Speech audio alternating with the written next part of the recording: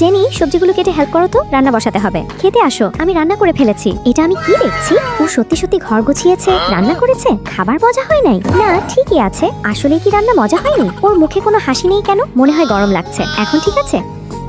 কি হলো? ফ্যান আবার আমার দিকে ঘুরিয়ে দিল কেন? কি হয়েছে? খাবার রেখে মরিচ খাচ্ছ কেন? ও, এটা তো অনেক ঝাল। এরকম অদ্ভুত আচরণ করছে কেন? 3000 টাকা বাসা ভাড়া আর 3600 টাকার গ্রোসারি, সব টাকাই তো চলে যাচ্ছে।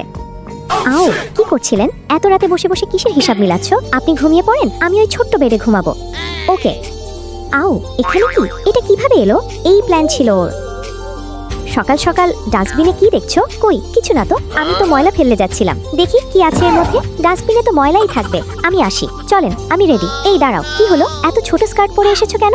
কারা কারা দামি দামি গিফট পেতে চাও, হাত উঠাও। আমরা। কি হচ্ছে এখানে? আর এগুলোই বা কিসের ডিম? মাত্র 5টা সাবান, এর জন্য আমি এত টাকা দিয়ে টিকিট কেটেছি। এখানে কি ডেকেছো কেন? ইয়াশ, আসো না, একটা ভাঙো না। এবার যাতে অন্তত একটা ভালো কিছু আসে, প্লিজ গড। ম্যাডাম, আপনারা এই লটারির সবচেয়ে দামি গিফটগুলো পেয়েছেন, তাই নাকি? আপনি তো অনেক লাকি। Thank you Yash. আর একটু এভাবে বাসায় নিয়ে যাওয়া যায় নাকি? আচ্ছা, তাহলে আমি সামনে বসছি। এখন চালান। ভিডিওটা ভালো লাগলে সাবস্ক্রাইব প্লিজ।